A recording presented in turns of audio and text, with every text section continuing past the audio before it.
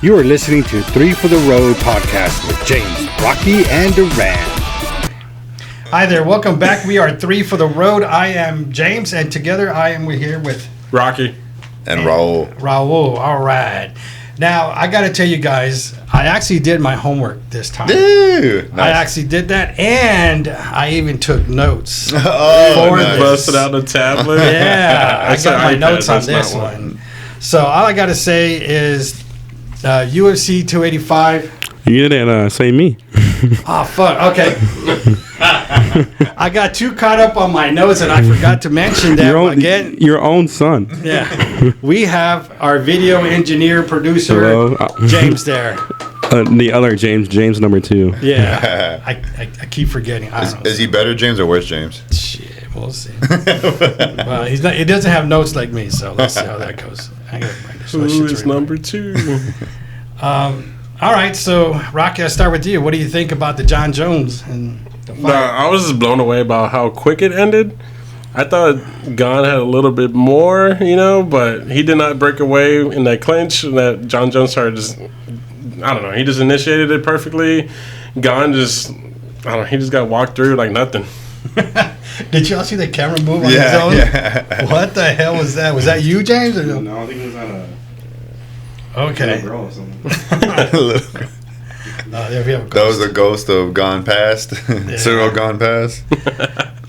What do you think? How do you think it went? Man, surprised also, but I just really surprised by how dominant Jones was in all aspects of it. I mean, I think you could tell Cyril was kind of nervous. I think he didn't want to get. Yeah, I think you're so. Yeah, he wouldn't get caught by anything crazy. So, but then just the fact like how smart Jones was when he got him from the back, threw him on the ground, and then kept his weight behind him all the way to the back behind Gon, where Gon couldn't spin or nothing either, and just the positioning and just manhandling him. It was wild. Yeah, that was crazy It how was he wild. did that. Yeah. I mean, when I saw that, I was getting into it.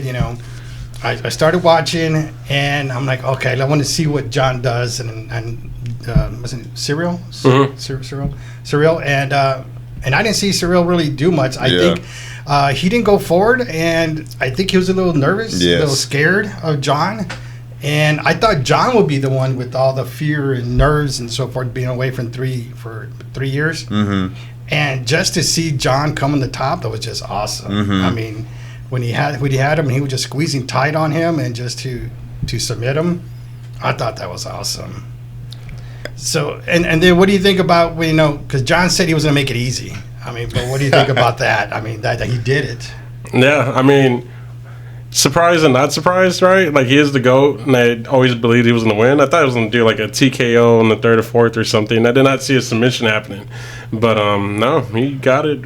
There's nothing else to say. He made it look so simple. I don't know what else.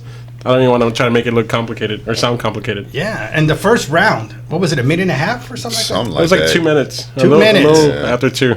Damn, that was fast. He did that. I mean, so what does that say about Cyril, about him, about how He makes mistakes in the big moments, because I didn't see the Francis match that he had, but apparently he went for a heel hook when he shouldn't have, and then Francis escaped, and then that's when Francis dominated the rest of that match, or that round at least, and that's when he won decision against Gon. But like, it sounds like from the history that in the important matches he's making crucial mistakes. Man, I think my takeaway, I guess my question mark still is John's conditioning. Because, I mean, he put on a lot of weight, obviously, right? But never seen him fight at that weight. Yeah, and then maybe even being taken to a 4th or 5th round would have been interesting. See how gassed he would have got. Because he looks bigger, but he's not like cut, I condition, an hour a day or 2 hours a day kind of thing. It's just got bigger, he got strong. You could tell he's muscular, stronger. But I'm really curious about that endurance going forward. so what do you think about that? I mean, so you were saying about his conditioning. So would it have been the same win if he went to the 3rd round? Competing like he finished the 2nd round. I mean, he finished in 2 minutes in the 1st round. Mm-hmm. Would you think like a big win on the 3rd round or the 1st round? I still would think a big win, honestly. I would think a big win because, I mean, Cyril Gane, even though he's messed up the past couple of fights and whatnot, I mean, he's still like an athletic freak. He's a freak of nature, honestly. The way at his size, being able to move and kick and play defense the way he does. So, I mean, any kind of finish would have been impressive. So then if if John finished, I mean, he of course he finished him on the first round. So what do you think, Rocky? That now, I mean, is he a legit heavyweight now, or what do you think about that? No, 100%. Like, I don't know what Stipe's gonna do. Like, there's a video, or I think the post conference. Yeah. John Jones told him, like, you need to stop being a fireman right now, respectfully, and get in the gym. Like, you need to be ready for me. Yeah, I think John's would be ready for him. Well, John already says he has his number ready. Like, Yeah, he didn't take no damage. You say you had notes. What notes you have for this fight? Like, what would you? I guess what was your opinion on it? My opinion is, I don't have no notes on that. I just see this fight. drawings of penises right now. Penises. Just drawing the penis and Oh, everything. hold on. There you go. This is my thing. He dominated the light heavyweight, and then he went, and then he was off, and he pretty much trained 3 years for. I'm not going to say for heavyweight, but he trained, and I think he said he trained for the heavyweight while he was out. And just to see him come in and be dominant, and even say, "I'm going to make it look easy," I thought that was just freaking awesome. And that way he just took him, and he started from the beginning. Even the entrance walk, I mean, I think he had, he knew. Yeah, he was. He had that look in him. He was so humbled. He was like a different version of himself. Like, you could tell there's no more cocaine, the drugs, the party lifestyle, and he's just really embracing what it should have been years ago, you know? Yeah, and again, when I saw him, I'm like, when they call him the GOAT, and I gotta say, man, he really is taking the GOAT. I think somebody else said, "Oh, he's not the greatest of all time. That's George St. Pierre. He's just the greatest fighter of all time."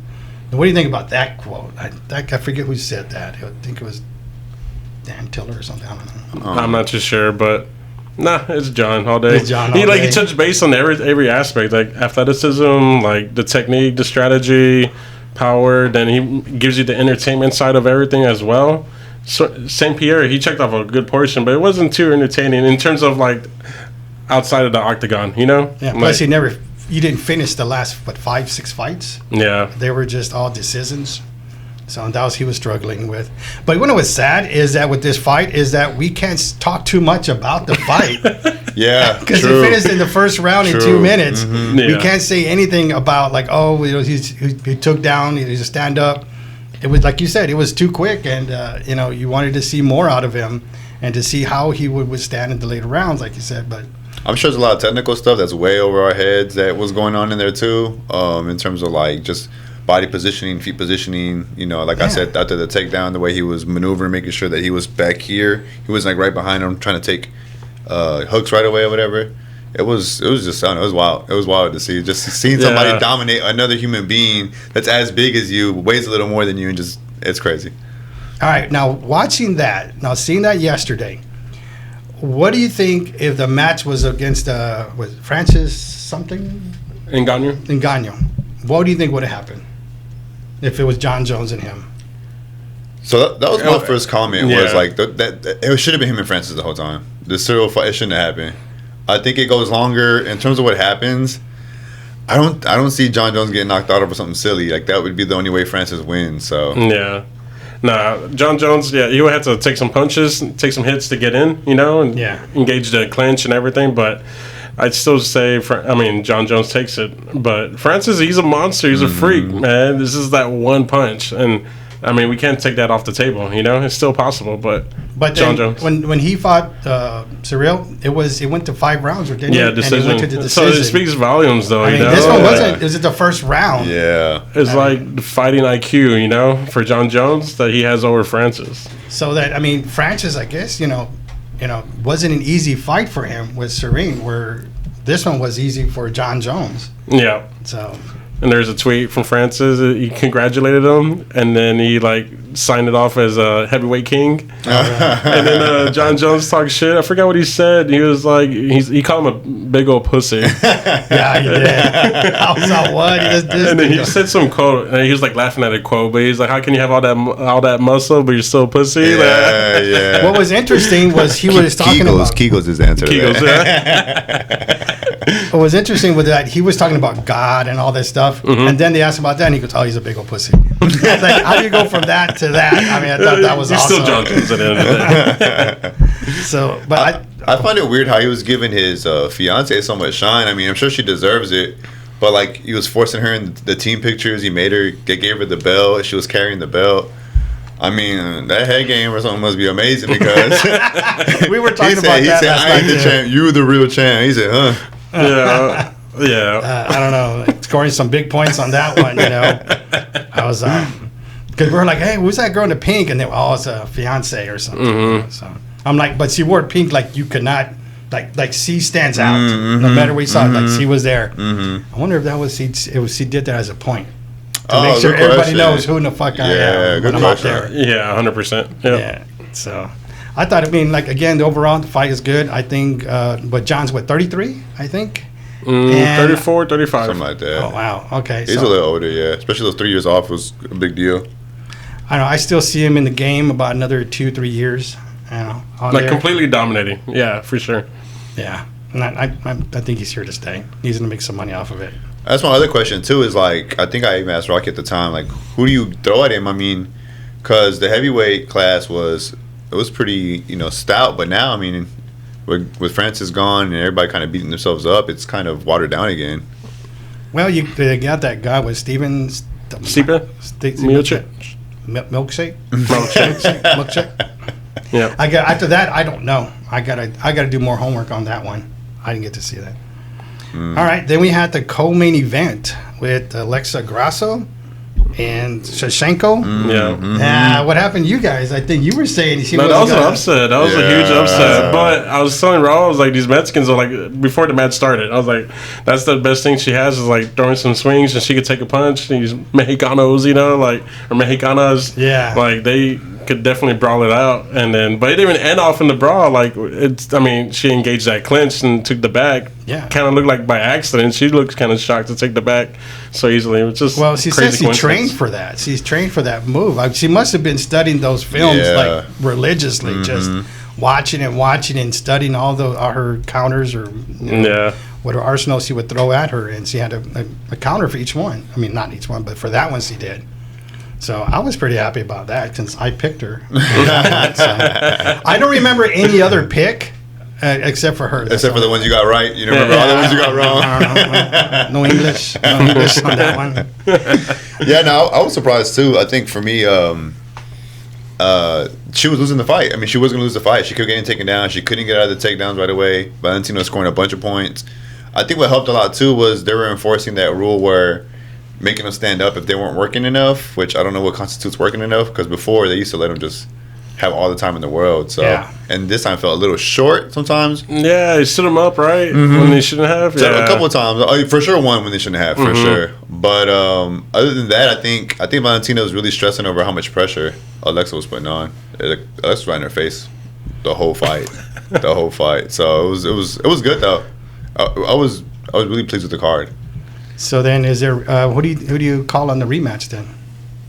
I think they're going to try to do an immediate rematch. I think it has to. No, who's your pick? Oh, ooh, that's not as easy as the first one. Huh? I still say Valentino. Yeah, me too. It's just hard because I was. I guess it was easy. I was rooting for Alexa the whole time, but if I had to bet my money, it's Valentina. Yeah. All right. I'm gonna stay with my pick. So how'd you feel? Because you said you hadn't really watched Valentina, I guess, ever or in a while. How'd you feel about? Okay, so how'd you feel about her performance?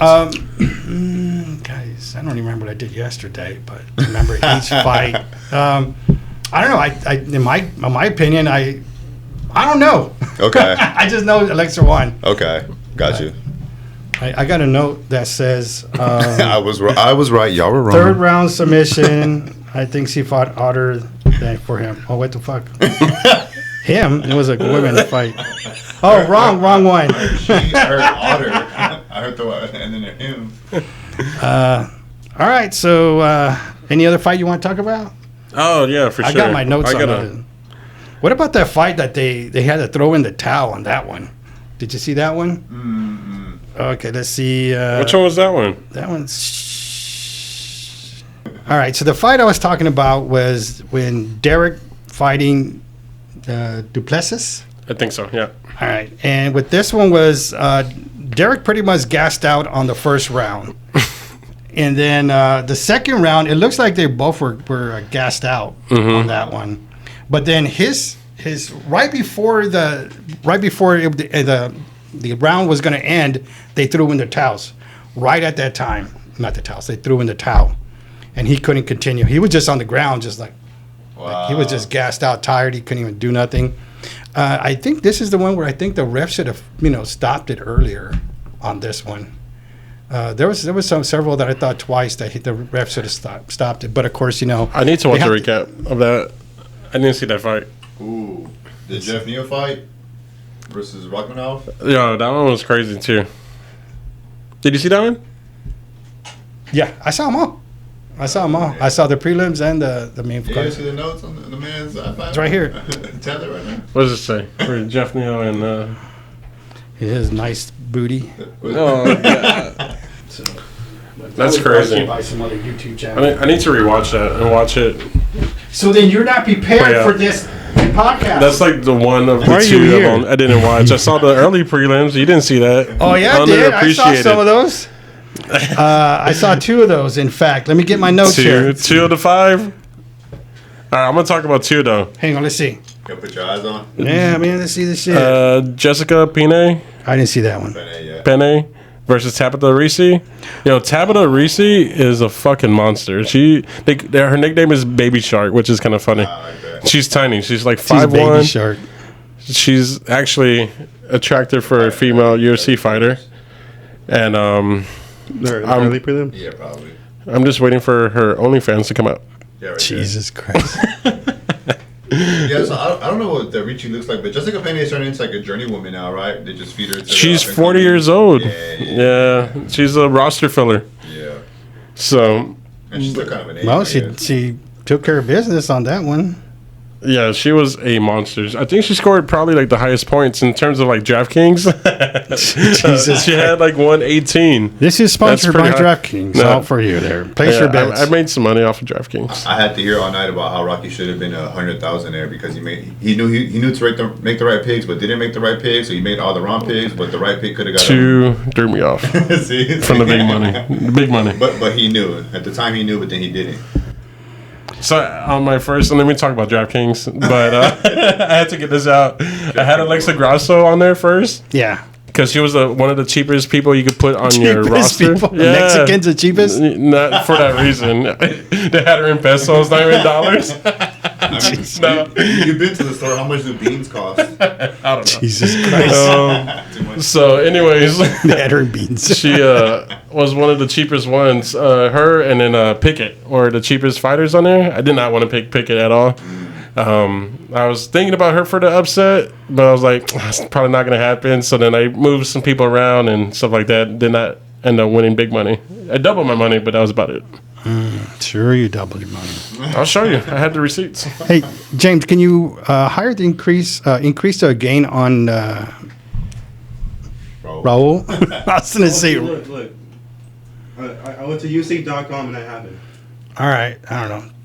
Rocky doubled his money from $1 to $2. That's what he's bragging about right now. Oh, his mic, right? His mic. Yeah, his mic